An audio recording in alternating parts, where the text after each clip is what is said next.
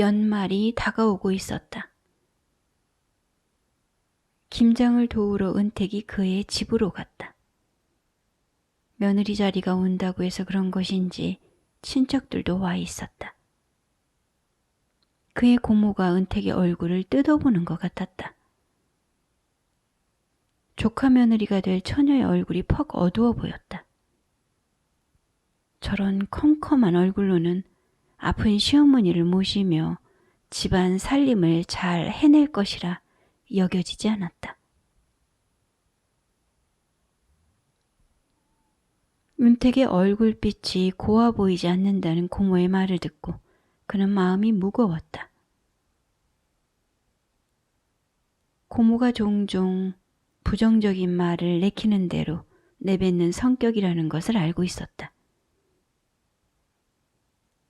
하지만 은택의 얼굴이 어둡다는 것은 맞는 말이었다.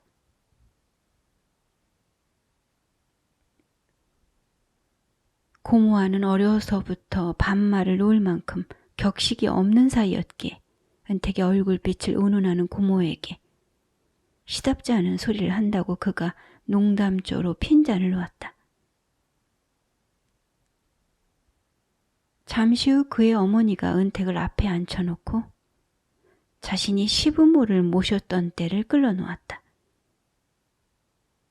큰 며느리도 아닌 자신이 시부모를 모시고 살았다는 말과 함께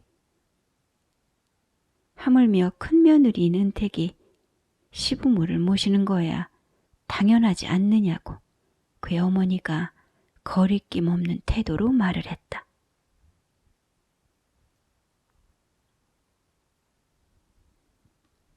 김장이 끝나갈 무렵 은택은 더 어두워진 얼굴을 하고 그 집을 나왔다. 시부모를 모시는 일에 대해 미리부터 부담을 줬기 때문에 은택의 얼굴이 어두워진 것일지도 모른다고 그는 생각했다.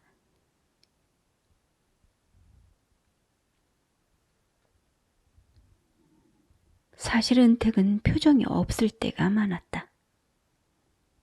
사람들이 우스갯소리를 해도 잘 웃지 않았다.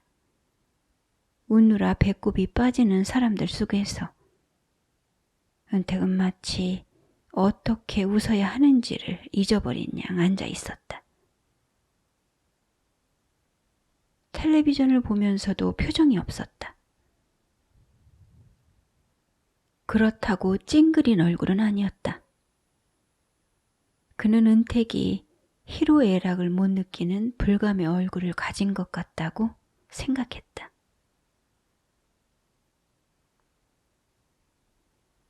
분가를 할 것인지 아니면 부모를 모시고 살 것인지에 대한 말이 없었다.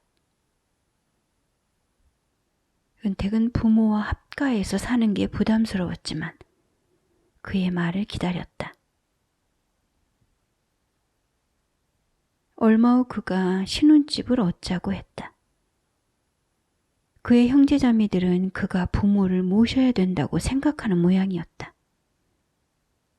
그것은 부모의 의견이기도 했다.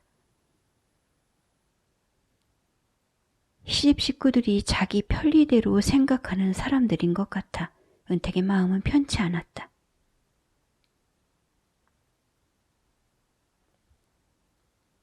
은택은 시부모들 중에 한 분이 돌아가시게 되면 그때 남은 한 분을 모셔도 된다고 생각했다.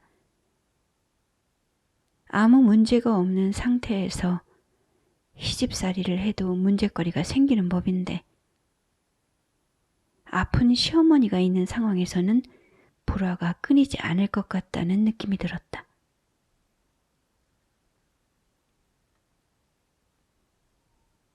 시집 사람들이 부부 사이에 끼어 감나라 배나라 할 수는 없다고. 혹 그들의 간섭이 있다 해도 결혼이 그리 쉽게 깨질 수는 없는 것이라고 은택은 생각했다. 바닷바람을 맞은 후 휴양림에 갔을 때 출렁다리 위에서 언약을 주었던 그를 은택은 기억하고 있었다.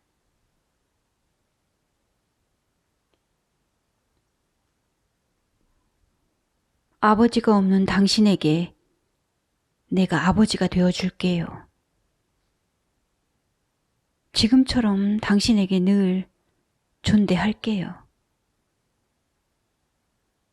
내가 먼저 죽어서 당신을 외롭게 하는 일은 없을 거예요.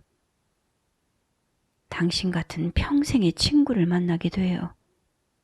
고마워요.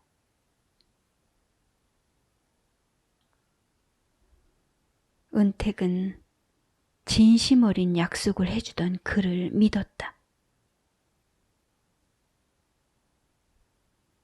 1억으로 새해를 맞았다.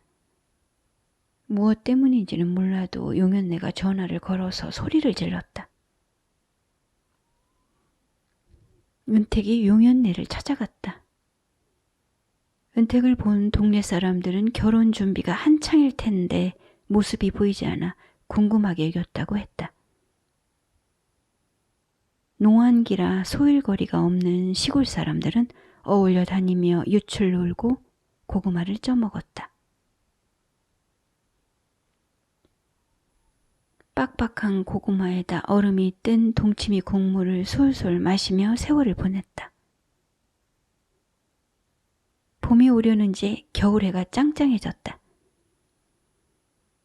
동네 아줌마들은 은택에게 곧 피어날 복숭아꽃처럼 예쁘다며 치하를 했다.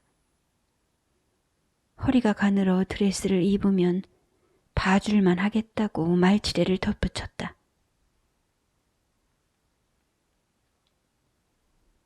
동네 여자들의 말을 듣고 있던 용현내가 양양한 태도로 자신의 옛 시절에 대해 말을 늘어놓았다.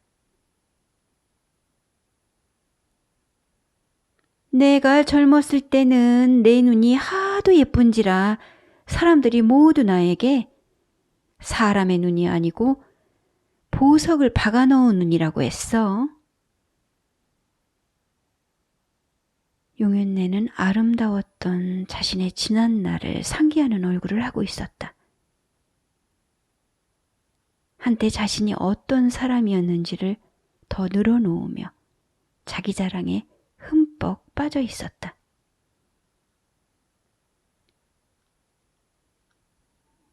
그런 용현내를 보고 동네 아낙들이 서로 눈짓을 했다. 용현내야, 지금 무슨 소리를 하는 거야? 나를 받아놓은 대개딸이 뽀얗게 피었다고 말하는 것인데.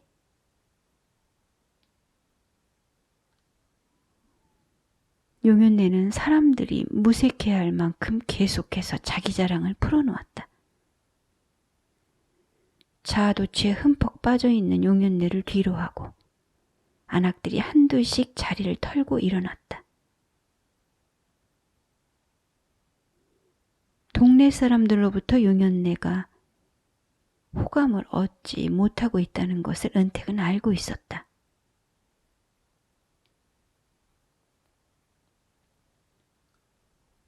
남들의 눈에 자신이 어떻게 보일까를 지나치게 신경을 쓰는 용현내였지만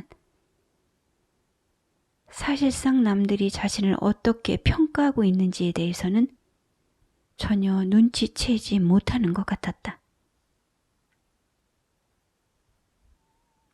산밭에 꼬박 일을 나가고도 품삯을 제대로 받지 못한 일이 용현내에게 있었다. 일을 한 날수만큼 품삯을 따져 받아야 했지만 일을 나갔다는 것이 확인이 되지 않는 날에 대해서는 품삯을 받지 못했다. 그날 산포에서 일을 하다가 잠시 밭가에 나앉아서 함께 점심 도시락을 나눠 먹었던 동네 아낙들 중에 한 사람이라도 나서서 용현내가 일을 나온 것을 보았다고 증언만 해주었다면 터무니없이 품삯이 깎이는 일은 없었을 터였다. 그러나 동네 사람들 중에 어느 누구도 일을 분명히 나왔으니 품삯을 제대로 달라고 주장하는 용현내를 거들어주지 않았다. 사람들은 용연내가 일을 나왔다는 것을 뻔히 알면서도 입을 다물고 있었다. 용연내는 증언을 해주지 않는 사람들을 향해 앙분을 퍼붓고 싶었다. 진실을 외면하는 사람들을 붙잡고 분통을 터뜨려 보아도 억울함이 가라앉지 않았다. 깎인 품삯만 생각하면 아랫배에 힘이 빠지고 무기력해지는 것 같았다.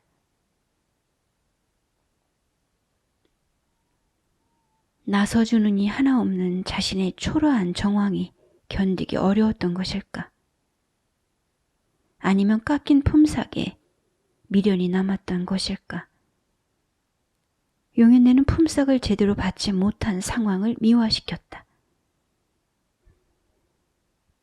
삭슬 제대로 받기는 받았는데 도둑 맞은 것일 뿐이라고 그의 무의식이 이 일을 꾸몄다. 그런 다음 은택에게 전화를 걸어 훔쳐간 돈을 당장 내놓으라며 길길이 날뛰었다. 장판 밑에 갈무리에 둔 품삯이 쥐도새도 모르게 사라졌다며 그 돈을 가져갈 도둑녀는 니년뿐이라며 은택에게 억지를 썼다. 은택이 만약 옆에 있었더라면 용연내는 당장 매질을 시작했을 것이었다. 사람들이 다 너를 싫어해 라고 악을 쓰다가 기분이 풀릴 때까지 은택의 머리를 모서리에 짓찌으며 앙분을 풀었을 것이 틀림없었다.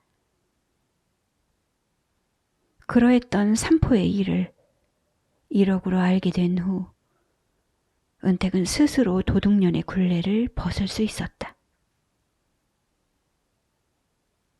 용연내는 그전부터 툭하면 은택의 얼굴을 향해 침을 뱉듯 사람들이 다 너를 싫어해 라고 뇌까리곤 했었다.